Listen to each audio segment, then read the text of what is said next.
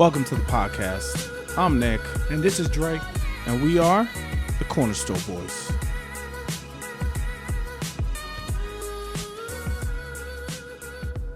Yo, what's up, guys? It's Nick. And I'm here with Dre, like always. And I got to give Dre some props. He came through from the last episode. Came through with some empanadas. And they were good. They were good, son. Appreciate it, man. Appreciate it. I'm not going to front. I can't even front. I ate all of them. Yo, I ate that one by the whip when you came through, and then I was thinking about them things all night. It was straight out the fry, you know what I mean? So I was like, I wanted you to get it the fresh, because sometimes when you microwave or oven it, bake it a little bit, just to heat it up, it's not that same out the fry. It just came out the fry. That's why I called you. I was like, yo, I got to give him the fresh joints. That way he know, because like, I don't want to hear this. Yo, this wasn't like all that. I mean, it's been a minute, son. Yeah. Yeah, I mean, it's been a minute, dog. It's been a minute. But that's old school flavor, man. Like, yeah, it was good. My joint is authentic old school joint. So that is passed down from me from my mom, and my grandmother gave it to her. And so that's an old recipe that is in my family. All right, shout out to your moms and your grandma because it was good. When I cook that, I have to be listening to salsa music now. Oh, to just get through it. To just cook it, bro. Because you know why, man? Like, it's a rhythm. It's my people stuff. Yeah. So it's like it's when I cook it with love, yo. You know what I mean? Oh yeah, I get it. And I could taste it. I'm not gonna front, yo. When I bit into it, I mean, you put me on the spot. First of all, we met up in a parking lot to a supermarket, Times supermarket. But anyway, we met up in the back of a parking lot. It was like a drug deal. You came through. You gave me a Ziploc bag with some empanadas that were wrapped in paper. I couldn't even imagine being across the parking lot looking over like, yo, what are they doing? And then the bikers was looking at us. Yeah, the bikers was just like, yo, what's this? I thought we were shady, but these dudes is doing something different. Word. So, I mean, when I bit into it, it reminded me. It was great.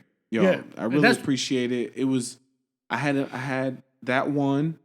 We were going to eat, and I still ate that one. And then the next day, the other three, because he made 4, the other 3, I heated them up, and it was a wrap. I didn't even talk.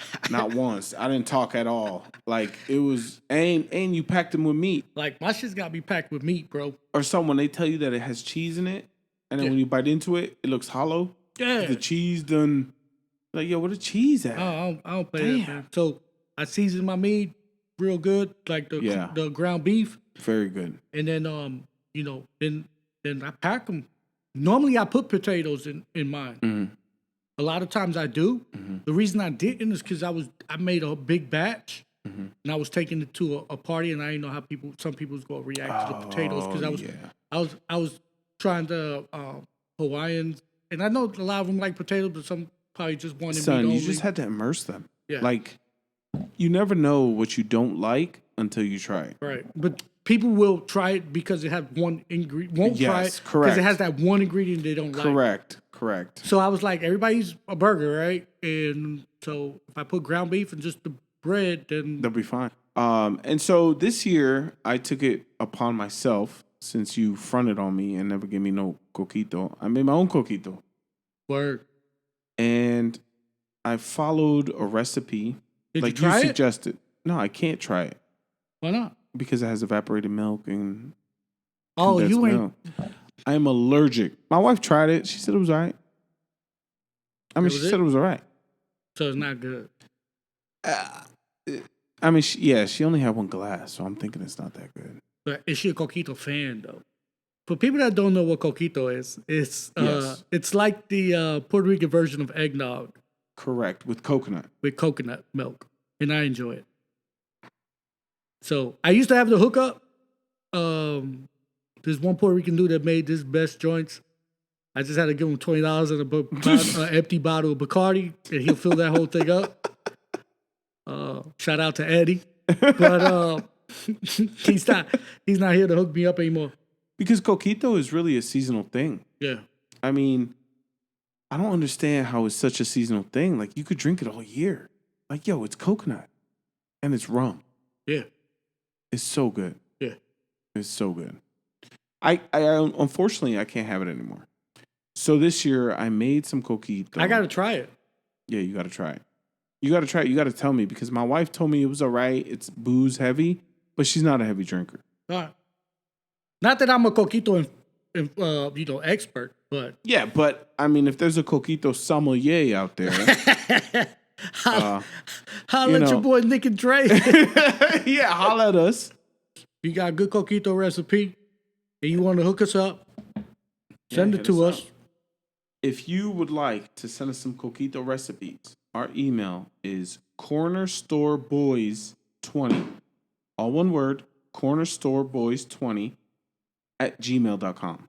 Hit us up. And I tell you what, we make it, and then we'll evaluate it on the show. So it cannot have condensed milk or evaporated milk. Bro, that's the biggest thing. Yo, but I'm sure there's a vegan option somewhere out there. It's not that I'm vegan. It's just I can't have milk. I'm sure these guys There's something out there. Yeah, somebody's already done it. Because these vegans, it's becoming popular. It's like popular to be a vegan. I'm not going to talk about it. Yeah, the first time I heard that word vernacular was this chick. I guess she was trying to like impress me. And she was like, I was like, so, what is it about me that you like? And she was like, I like your vernacular. Yo, I didn't know what the fuck that meant. I was like, yo, what the fuck is she talking about? So I asked her, I was like, so what does that mean? She's like, your vernacular. I'm like, oh, you don't know what it means either. I guess I got good vernacular. I had that on my shoulder. That's what I was telling single broads. I got great vernacular. What, you know what I mean? And they don't know what it means. They're embarrassed. They don't know how to talk. They're just like, oh, okay. And then they're telling their friends I have great vernacular. And we didn't know. We're in the hood. We don't know. Well, she telling you like she likes the way you talk. Bro, it's like bar language. Your bar knowledge. Have you ever been to a bar and somebody hits you with some knowledge you ain't know yet? Mm-hmm. You know what I mean? And then you start repeating it. I'm usually the dude that does that, though. Oh, you that dude. You that asshole that I listen to and then just spread the word looking like a fool. I'm usually that dude. Thanks. I'm the gullible dude that listens to it and thinks he's got something over everybody and is spreading this thing. Yo, you know what? I had a dude convinced that General Tso's chicken was about a general in China that was mad. Oh my God. That he was always mad and he liked this chicken a little spicy. Wow. I had some dude convinced. Wow. and like there's no General Tso chicken. I ain't never heard of one. Yeah, that ever. That dish was actually invented in New York. That's American. Yeah. Yeah. But I had to do totally convinced. Yo, but General Tso's and sesame chicken are the same thing. They just don't put the peppers. Yeah. And they put sesame seeds. Take away the sesame seed and add a little spice. That's it. General Tso chicken. Yo, because my mom used to get General Tso's from this Chinese restaurant on our block that's been there. Chino Latino? No. Because yes. Latino in the back cooking. Yes, Mexican cooking, Chino owned. But you could get those tostones with your fried rice. All the time. Okay. All the time. Bro, it was the $2.99 chicken wings and fried rice or chicken wings, tostones. Yes. That was it. Yeah. That was it. That's what I'm talking about. Yo, that was the shit. Hell yeah. Fuck. Damn. You can't even get that now. No. Only in New York, though, man. Only in New York, Latino, man. Only in New York. That's why I was like, yo, Chino Latino restaurants. That was like my first experience in what they call food fusion. Yeah. Fusion. I get fried rice with those. I get chicken wings. Chicken wings with tostones. Dude. Bro, you just blew my mind. So shout out to all those Chino Latino restaurants doing their thing with the fried rice, the tostones, and sometimes you might have some pechuga, all that other stuff in the side. Maduro. Yo, I remember one time, like I was really, really young. We went to a Chinese restaurant. I went to order something, right? Mm-hmm. And this dude went in there, ordered food, And he's like, yo, and hold the MSG, right? I didn't know what MSG was. Yeah. And I was just like, monosodium glutamate. right. But at the time, I was like, why would he hold Madison Square Garden? Yo, you about to watch John Starks? Yeah, I was just like, Madison. Patrick Ewing. Did he say Madison Square Garden? Like, but I knew I was wrong. Like, I was going to look like an idiot, but I said it anyways. And then I remember my brother look at me like I was stupid. Like, no, MSG, that's the preservative that's in there, blah, blah, blah, or whatever he told me. And I was just like, bro, you do know, like, I'm 9, right? Like, I don't know this shit. My man said, hold the MSG. Like, what's MSG? What's First MSG? of all, am I going to eat MSG? Like, yeah, that was the secret. That's the secret ingredient. Yeah, MSG. Yo, son, it ties it all together. It's kind of like Southern cooking and butter. Or lard. Same shit. Yeah. Same shit. Lard. Like, same thing, yo. It's Can't like fry chicken without the lard. You can't. No. You can't. And yo, my aunt, shout out to my aunt. She saves bacon grease.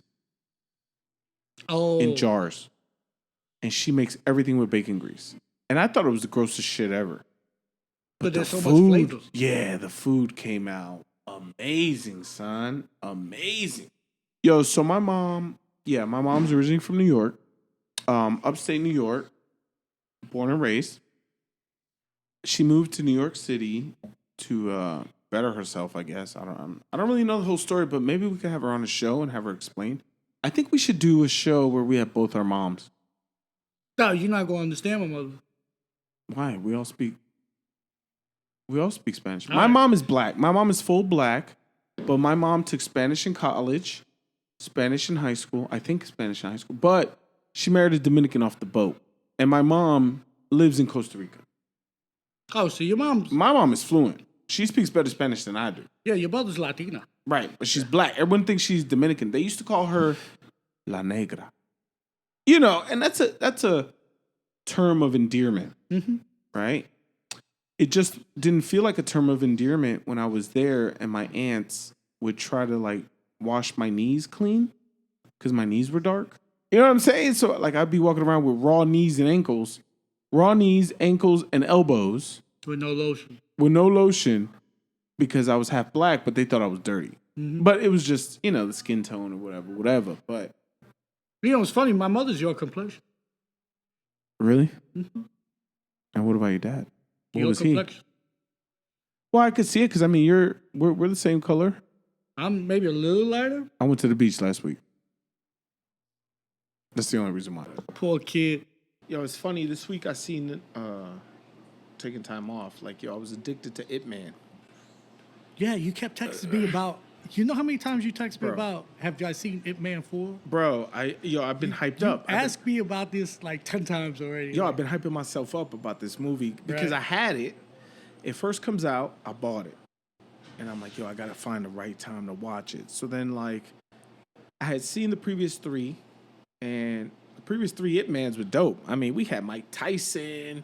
Like, we had mad bad dudes. I mean, he saved his little town. Then his pretty much country or whatever. But he's just been moving up. But Ip Man 4 really goes to show you this is a great family movie.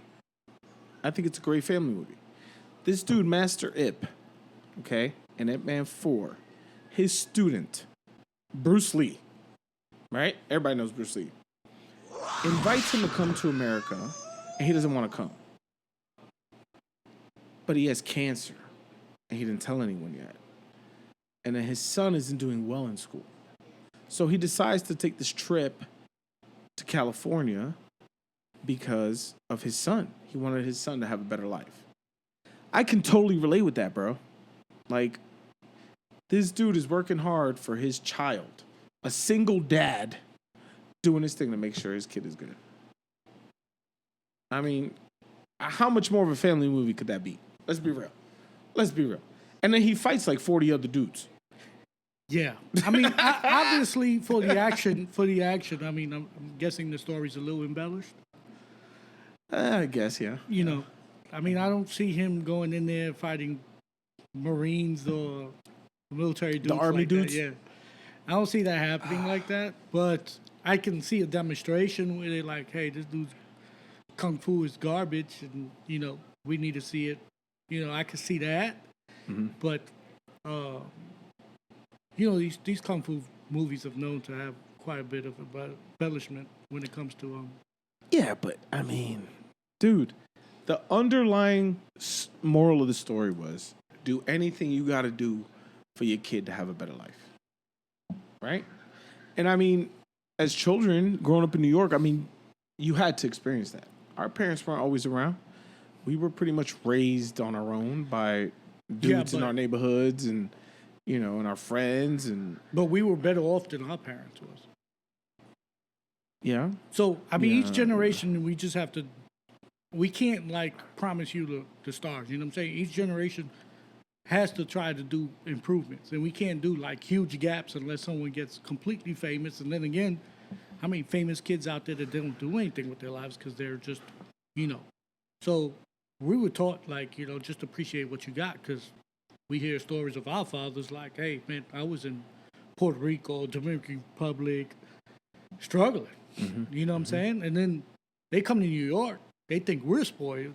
Yeah. And we don't think we're spoiled because bro, we still in the streets, Yeah, yeah. Bro, there's a big difference living in the Campo or the mountains and shit than being in New York City where there's running water, bathroom, all that shit. You know what I mean? Yeah, You're not worried about a hurricane coming and you don't got no running water, bro. Right. You know what I'm saying? So I think there's always an improvement. So I think all we can do really is just hope that we can give our children a little better than what we did. So, I mean, it's just I guess it's just wanting to leave this world a little better than where you found it, basically. No, I agree. You know totally agree. Yeah, totally agree.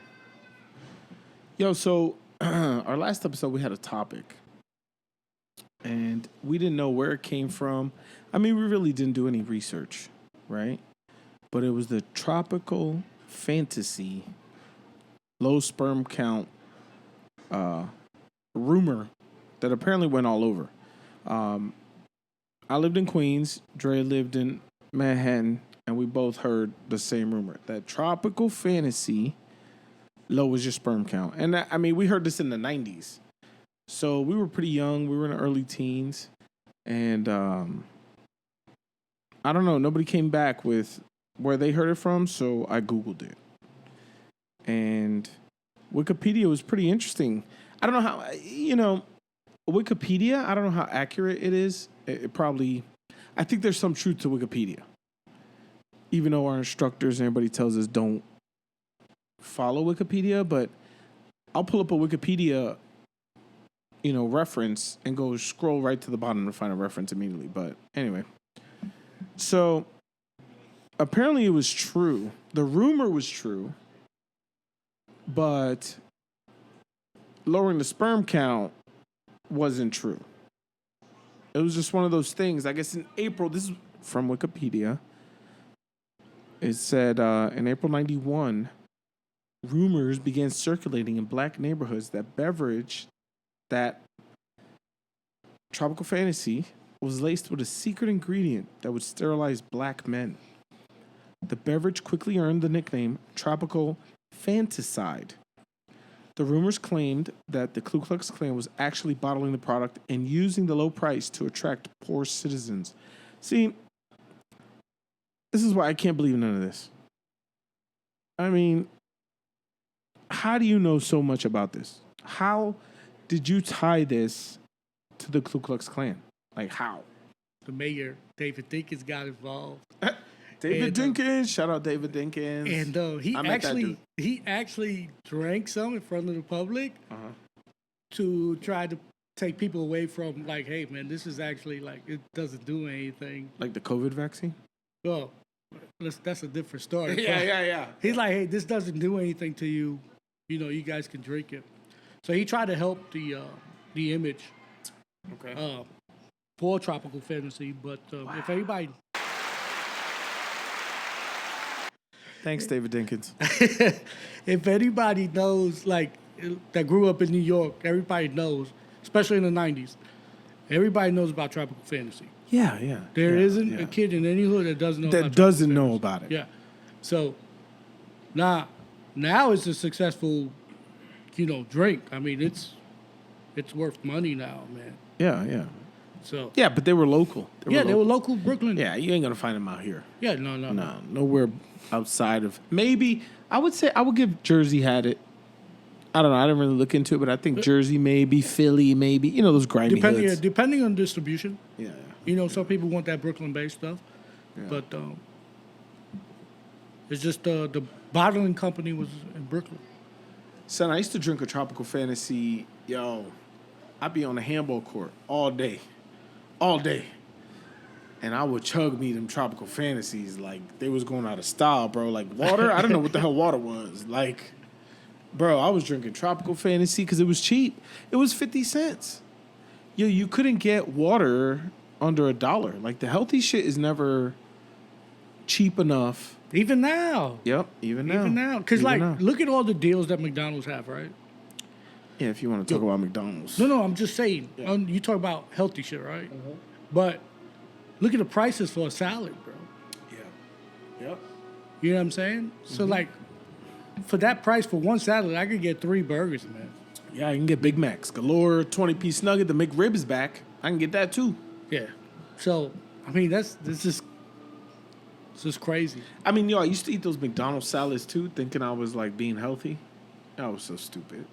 I have a buddy of mine, man, that I was roommates with, and he's a big, huge fan of community gardens, man. Oh, yeah, those are cool. And, one of his dreams was to be able to have an outreach where people can grow their own stuff and eat their own stuff and just natural food, coming out straight from their backyard, from the neighborhood to the neighborhood.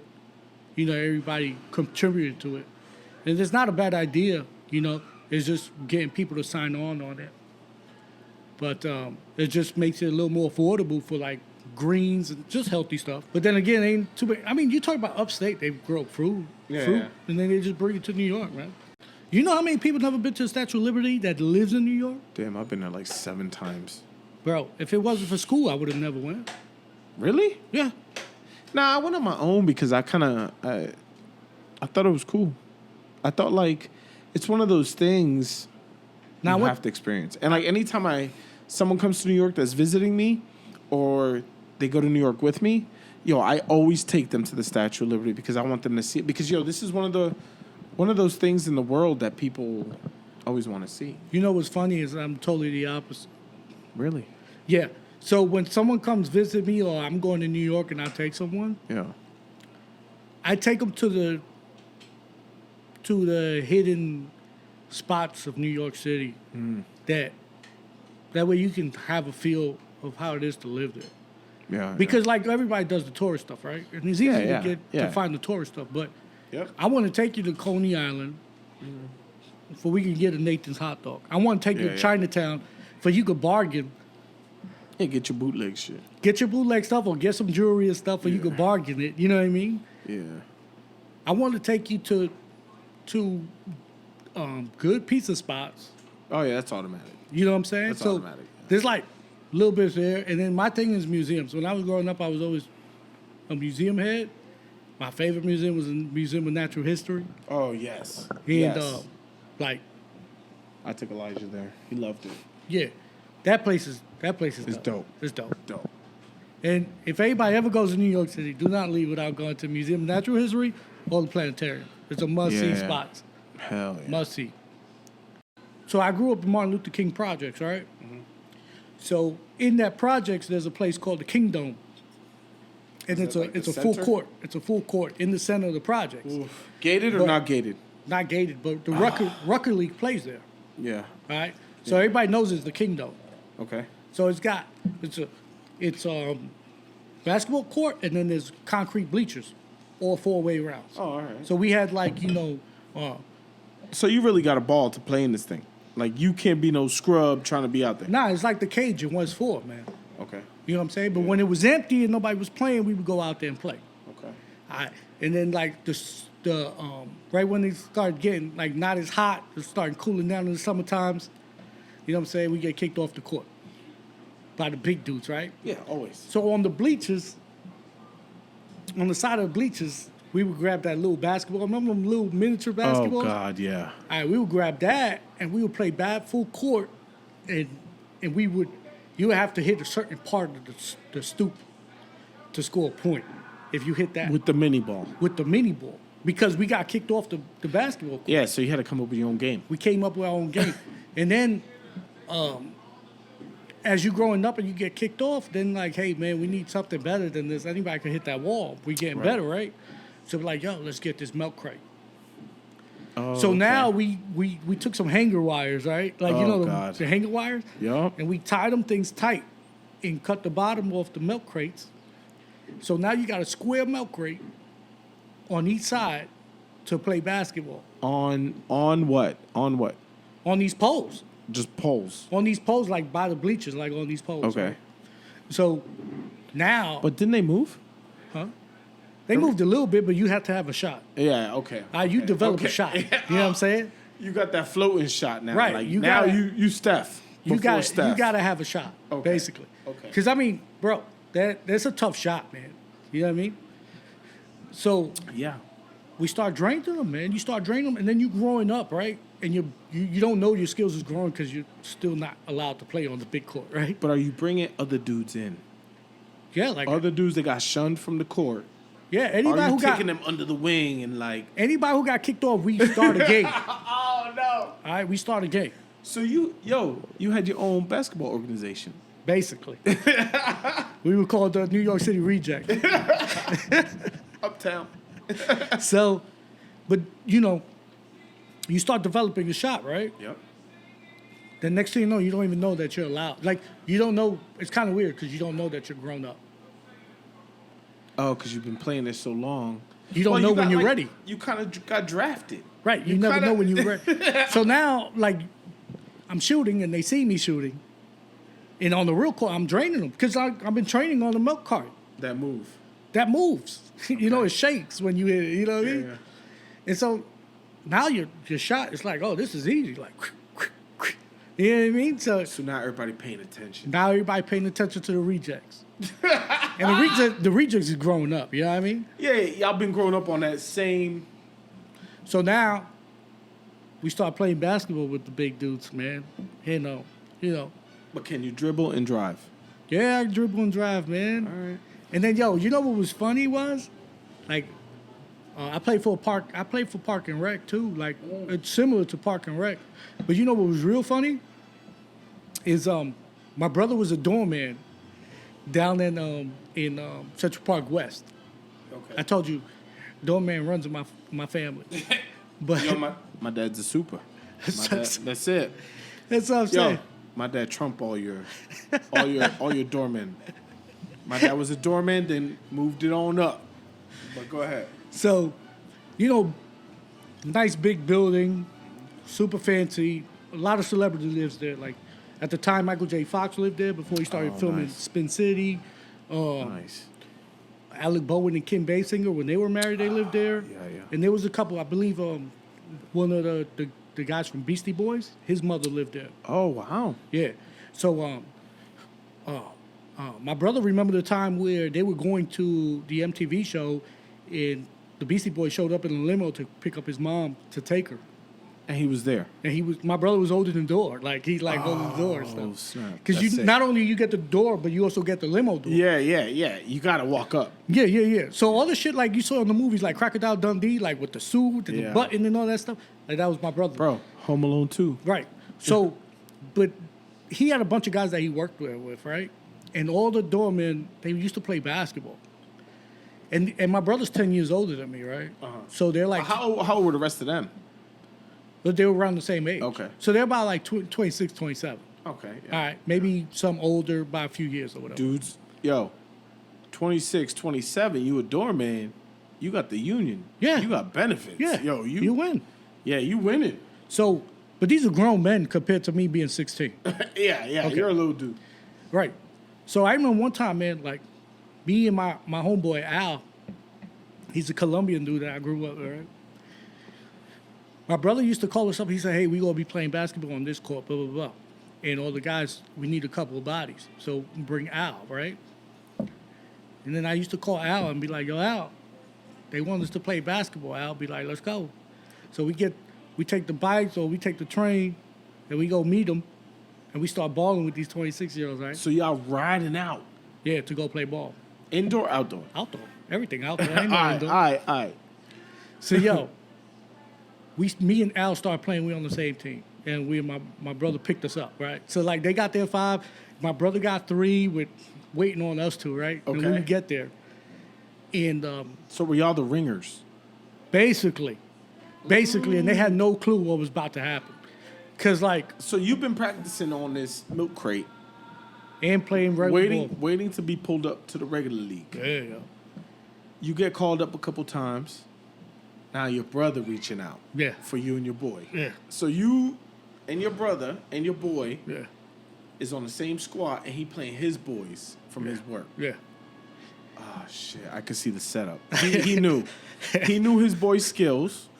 Then he knew your skills. And he was like, all right, I'm going to fuck these dudes up. Yeah. So what happened? You showed up. So we start playing. Uh-huh. And, bro, me and Al wrecked these dudes, dog. Schooling. We were wrecking these dudes, man. All right. Were they I felt like you know how Ice Cube had a good day, triple-double? Like, that's how me and Al was passing the ball.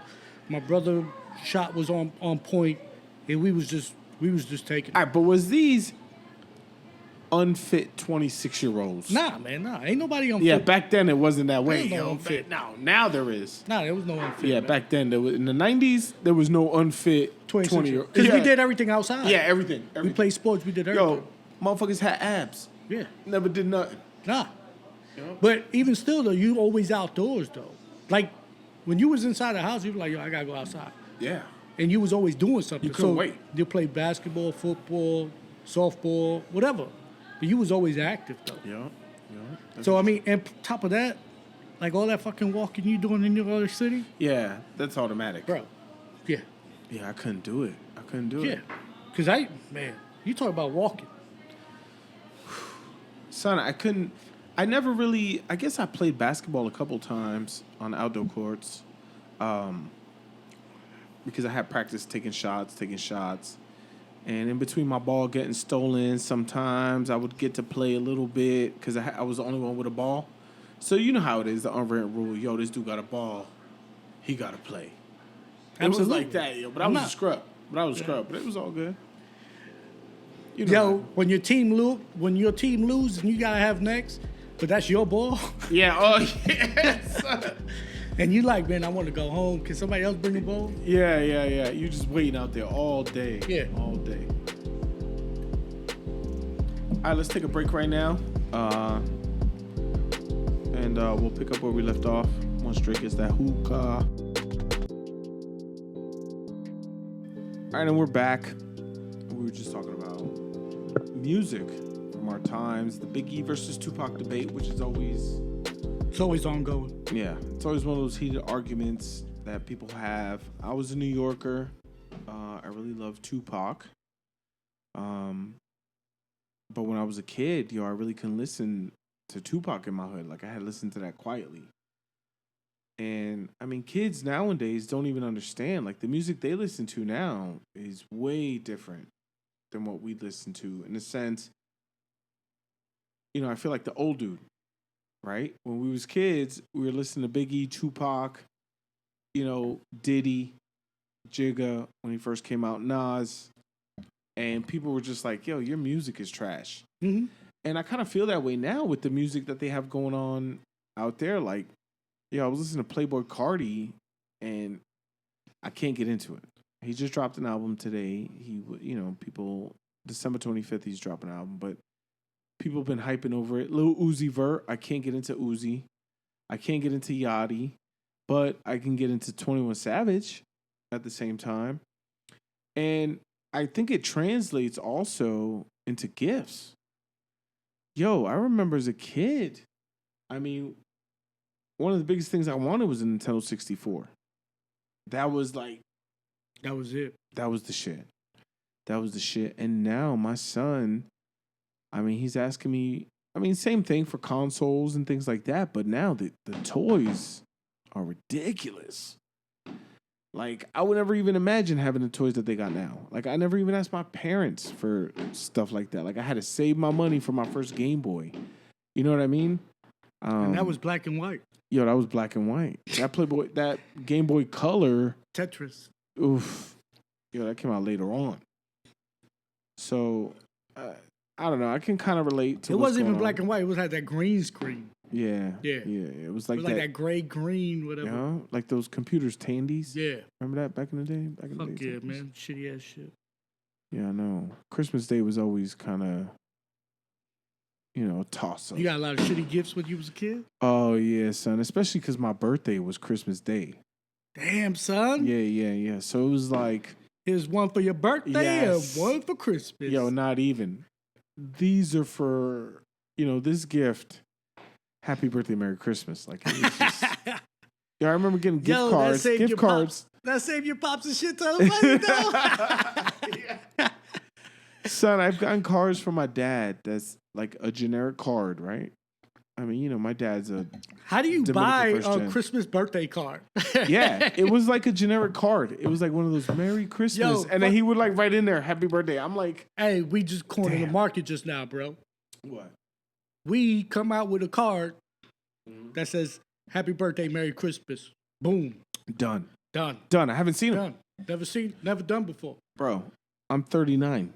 Never seen one. That's what I'm saying. My dad had to do it by hand.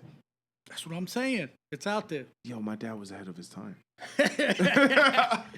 Super. My dad, the super, ex-doorman. My dad, the super, came up with something that Hallmark didn't even capitalize on. Like, do you know how many babies are born on Christmas Day? There's a lot of us. Yeah, I know. You know? Or even close to Christmas, you know? That's fucked up about that's funny though, the Christmas shit. Yeah, I remember like I wouldn't per se like I don't remember like shitty Christmas gifts, but I do remember like I didn't get much. Like I remember asking for that one big thing. I knew I was gonna get one gift.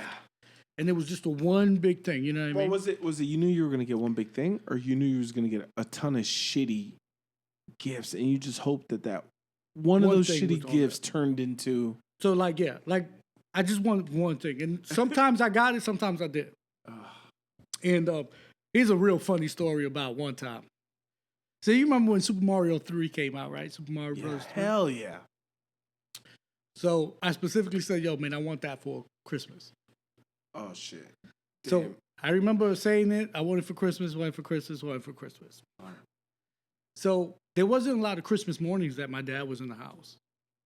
Where was he at? He was at work. Because my dad would get up at 5 a.m. and he would leave the house at 6. Shit. You know what I'm saying? Because he had to be at work. On Christmas? On Christmas, because he was a doorman. Oh, yeah. Oh, I've been through that. Yeah. Been through that. My pops. Yeah. Holidays? So unless Christmas fell on a Sunday or a Monday, my dad wasn't there. So you can say like every 6 years he was at the house. Well, your pops had Sunday, Mondays off? Yep. Mine too. Yep. That must be a doorman thing. I don't know. Yo, I swear to God. My dad has Sunday, Mondays, which I thought was like the weirdest shit. Like he would get fucked up Saturday, hang out Sunday, and then Monday just be at the crib. I mean, didn't make dinner or nothing, but he would just be at the crib. Yeah. Mondays I would get up to go to school. He was there, and I get back, and he's home. So it's like, yeah, you knew it was a Monday. You couldn't fuck up on a Monday. Yeah. That was the one day you don't fuck up in school. Cause beginning of the week, you was there. Yeah. Because, you couldn't cut. But nah, so I remember asking for Super Mario 3, right? Damn, that was early 90s, bro. Yeah. So I think I was in elementary school or junior high school. I can't remember. What year was it? It was like 91. 91? Like maybe junior high school? Okay. Anyways, I was young. If I was like 9th or 5th or 6th grade, maybe like that, 6th or 7th. 6th, Damn. 5th. Oh, so you was little. Yeah. Yeah, okay. So I remember asking for this thing, right? So I'm like, yo, all right. So Christmas come, and I go to the tree, and I get to open up these little bullshit gifts that, you know, my aunt gives you and all this other stuff. So I open them up and I'm like, oh, cool. You know, little things. There's always a shirt. You know what I mean? A bootleg shirt. Yeah. Bootleg. No, but it was not bootleg shirt, but it was always a shirt that you gotta wear for church. Like, oh, this will look perfect for church. Like a dress up shirt. Right. Mad wide. So I didn't see, Mario Brothers, right? So then my mom's like, hey, go to your bedroom. So on my bed. Your bedroom. Yeah. On my bed, there was a box, right? Mm-hmm. But this box looked pretty big, right? So I'm like, man, this ain't no fucking... Wait. Your mom said, go to your bedroom. So I was at the living room opening gifts. You're in the living room. She said, go to your room. There's something on the bed. Go to your room. Yeah. Your dad left you This something. was the grand finale. This was the... Yes, that's what I'm saying. Your mom and dad secluded you. Right. To get the gift that's in the room. Yeah. To get you, like, just to seclude you and get that excitement. Like, right. Oh my God. I'm about to hit it big. I'm about to play. And I had my whole set. André, vete para el cuarto. Algo está ahí para ti. En tu cama. Pero no le diga a tu hermano. No le diga nada. So, I already got my day planned out, right? I said, yo, that could be it. I'm gonna play Mario all day. That's it. It's a wrap. You playing busy until like, yo, it's on. Until it was time to go to my aunt's house because Christmas Day we always went to my aunt's house. We did that too. You can't enjoy your gifts because you got to go somewhere. Yeah. So I'm like, yo, we gonna, blah blah blah. Funny shit. So I get there and the box is a little bigger, right? And I'm just like, man, I might not be playing video games today. Shit. So I open it up, right? And dude, I'm not even playing with you, man. It was a box of Fruit Loops. Okay. So the box of Fruit Loops was wrapped. Yes. A box of Fruit Loops was wrapped. Okay. You had a box of Fruit Loops. A box of Fruit Loops. And I looked and I was like, damn. Damn, y'all don't have the bag. I was like, damn. Like, I know times is tough, but this is all I'm going to get. I'm getting cereal? Damn. So... What the fuck is I'm Dad like, doing? I looked at it and I was like, Mom, doing? what this is? And she just looks at me. She goes, that's your gift. And I was like, okay. But I wasn't disrespectful about it. But in my mind, I'm like, no, you can't be because you get slapped. Yeah. So I'm like, Christmas turned into a nightmare. So I'm like, okay, cool. At least I got Fruit Loops when I get them. Right? Yeah. So I put that shit on top of the refrigerator with all the other cereal. Everybody watching? Did you notice everyone It was just watching? me and my mom in the house. Okay. So I put this thing on top of the thing. So she's smirking. She's like, she's probably smirking. Yeah, I got this too. All right. So I put it on top of there. And so I'm thinking we gonna get like a Christmas breakfast. I'm gonna get eggs. Something. Bake, little sandwichito. I mean, it is Christmas. Can you feed me? Right, Christmas. Can you please feed me? So I'm like, today? hey, Mom, we gonna get a little breakfast. We gonna cook that. She's like, no, we're not gonna cook. If you hungry, eat your Fruit Loops. Now I'm... Exactly. Now I'm livid. I am livid. I am so upset right now. So you didn't get Super Mario. You got cereal. And there's no breakfast. And no breakfast. Yeah. How old were you? Like I said, man, like I must have been like 12, 11 or 12. So now, now I storm off, bro. Yeah, because now you're a teen. You kind of a teen. So now I storm off and I'm in the living room watching TV. Pouting. Watching some bullshit. Like in my mind now, like any Christmas shit, like I'm looking for something else to watch. So now I remember watching it was like the fucking little drummer boy and shit that was on, right? Mm-hmm. So I'm right there watching the claymation shit. Pissed as fuck. But you can't express that. No. But I'm mad as hell and I'm just steaming. Take you out. Yeah. And I'm just steaming. Okay. So I'm getting hungrier and hungrier. Yo, comes 11 o'clock. No like food. Lunchtime. No food. No food yet. All right? I say, hey, Ma, are we going to eat anything? She's like, eat your cereal if you hungry. I told you that's what we got it for. So right now you thinking, damn, I'm fucked. Bro, so I go back to the living room. I'm like, yo, I'm just mad right now. Living. No food. So finally, it's like 11:30, 12 o'clock. I'm like, fuck this. I'm hungry. I'm going to eat the fucking Fruit Loops. I'm going to eat the cereal. She done pushed me to it. Yeah. I got it for Christmas. So I'm going to eat the cereal. Yeah. So I'm like living right now. So I fucking grab the cereal box, get the bowl, get the milk out, and then I open the fucking cereal box. And inside the cereal box, fucking Super Mario Brothers 3. Wow. No shit, son. With the cereal in this motherfucker, son. She didn't She take glued cereal it back together. My mom was... So it was like a toy in the box. Yes. Wow. So, yo, my mom was the queen of pranks. She did this every year to different people. And I guess this year fell on me.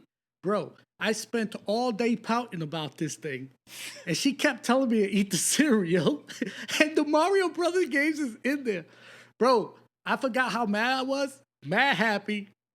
Dog, I plugged that thing in, ate cereal, and started playing Mario 3 the rest of the day, dog. So were you still hungry?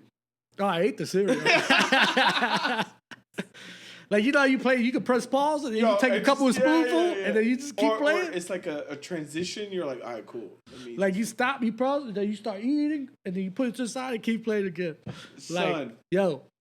Okay. One of the best Christmas, because I have a story behind it. Yes. So one of the best Christmas ever was that day, because it was just me and her, and she made it, like, special for me. It like, as much as it was a pain in the ass for me, and it was a prank and everything, I look back at it, it's just cool. And I got a cool story to tell. All right, that's going to wrap it up for us. Please stay tuned for the next time. I'm Dre. And I'm Nick. And you were listening to The Corner Store Boys.